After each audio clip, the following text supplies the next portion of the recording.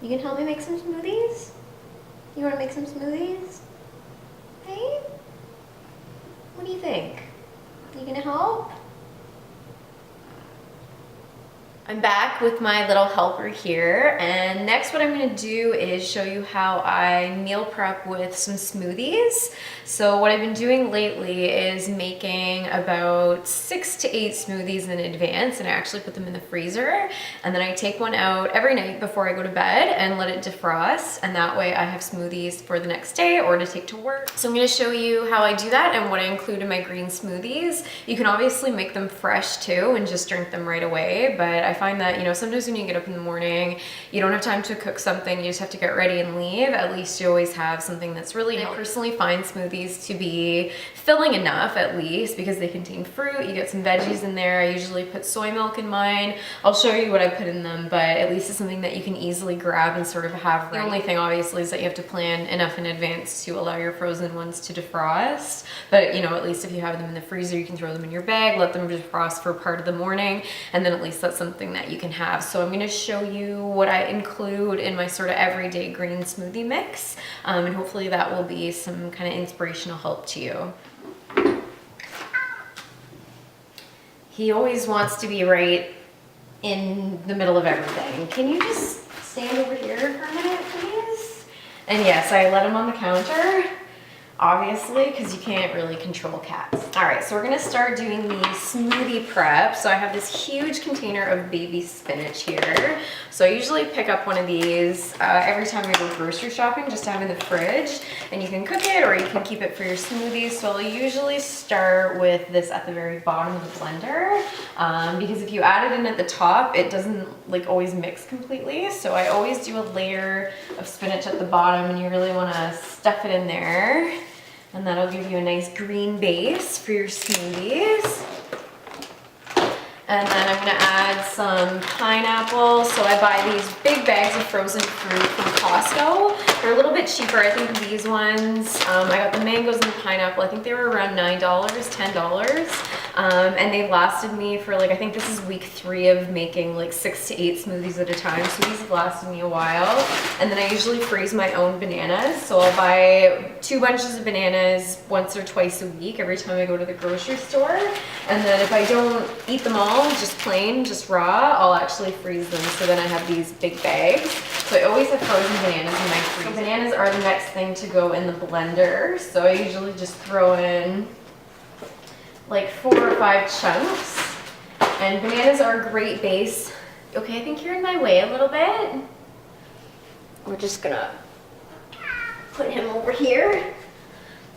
So bananas are a great base for a smoothie to go with your greens. They make them nice and creamy and nice and smooth. So I'm gonna throw those in there. And then I'll do a little bit of pineapple and a little bit of mango. The pineapple tastes amazing. It's so sweet, and oh, I love it. It literally makes your smoothie taste like a pina colada. And then I'll do a little bit of mango. Usually just throw in a little bit. And then for the liquid, I'm using this organic fortified soy milk. This is the Costco one as well. I buy these in case of, I think you get 6 cartons. So almost a full liter comes in this carton. I can't remember how much they were though. They're pretty cheap for six of them. So I use soy milk because it has a little bit of protein, a little bit more protein than almond milk or coconut milk. It has 6 grams of protein per 1 cup serving, and this particular one is also fortified with your omega fatty acids, which is great. Excellent source of calcium and vitamin D. It's organic, vegan, and gluten-free. No cholesterol, no trans fat, obviously, and low sodium. The only thing with this one is that it is sweetened, so it's kind of high in, well, not really high in carbs, but it does have 6 grams of sugar per 1 cup serving. So if you're conscious of that, you might want to get the unsweetened version, but honestly, I don't really care that much. So I usually fill my blender until about the 2 cup mark, which I don't even have enough. I think this is only about 1.5 cups, but I'll usually do like half soy milk and half water. So I'm just gonna put a little bit of water in my blender. So I usually fill the blender up until the water sort of meets the fruit level. And then we're gonna go ahead and blend it. And I usually warn my cat that this part's really loud because he gets super freaked out. So Dex, it's gonna be loud. It's gonna be very loud. You better go hide. Yeah, it's gonna be loud, okay? All right, so here we go.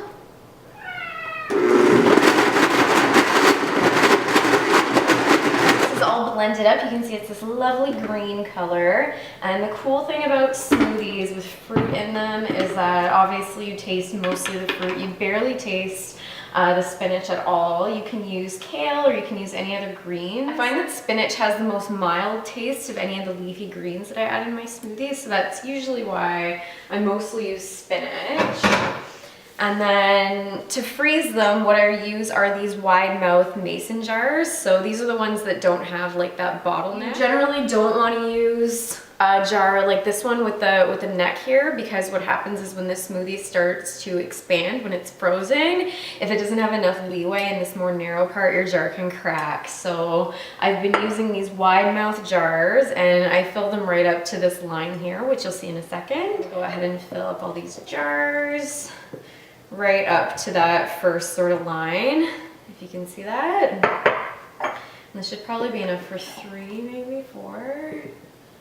Yeah, so it's enough for about 3, I guess. And then for lids, you have these 2-piece little Bernardin, or I don't know how to say it, but that's the lid there. These little inserts, I usually change once every few times.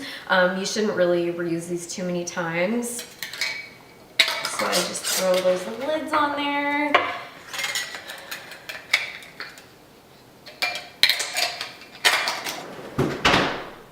And then tonight when I get back from the gym, what I usually do is I'll grab one out of the freezer and leave it on the counter for a couple hours before I go to bed. Kind of let a quick defrost start happening out on the counter. And then before I go to sleep, I put it in the fridge because you don't want them to sit at room temperature for too long. That just helps the defrosting process to start. And then you should be good by the next morning. They may not defrost completely. The center of it might still be a little bit frozen. You can kind of crush it up, or you can even eat it with a spoon, almost like a smoothie bowl. So that is how I prep my green smoothie. I'm actually just gonna make a few more. That way we'll have lots in the freezer. And I mean, obviously you can add really whatever you want to your smoothies. You just have to kind of test it out and see what fruit you like. Bananas and some kind of mild green are usually my favorite base.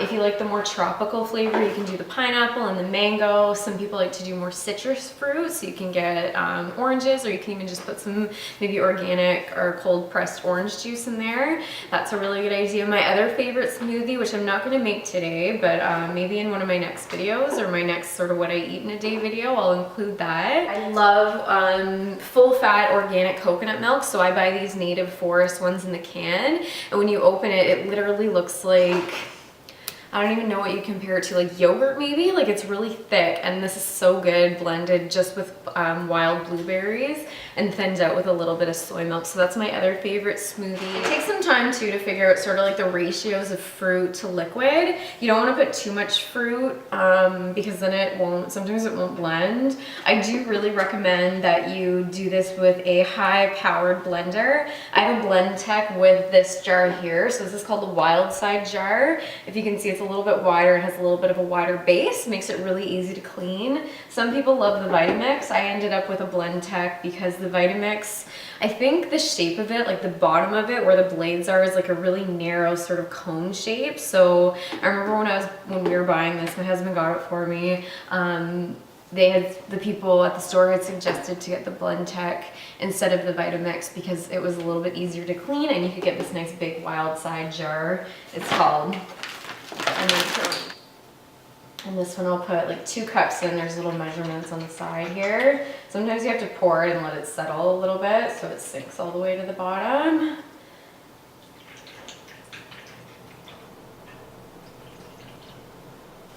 And then we'll top it up with some cold water. You can use bottled water or filtered water or whatever. You can even use all of your dairy-free milk. You can use almond milk, coconut milk, or the soy milk, or you can just use water for the whole thing. I just use tap water because I really don't care.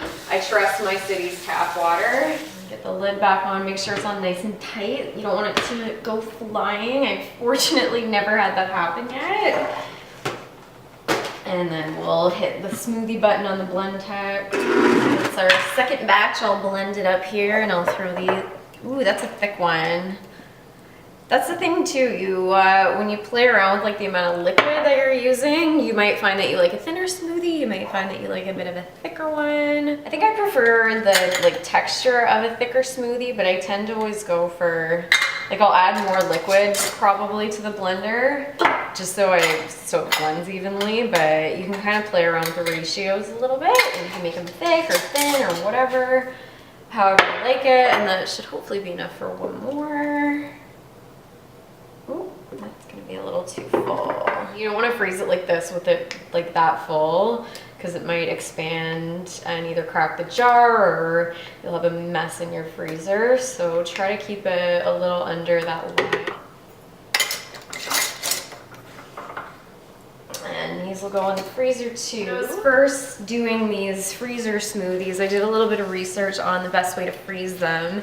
And one of the other tips that I had read was that you shouldn't like place them immediately next to each other. For whatever reason, that can sometimes make the glass crack. So when you're placing them in the freezer, just give them a little bit of leeway space in between one another and you should be good. You shouldn't have any issues with cracking. And then I've got a little bit left in my blender here, so I'm gonna eat that with my lunch.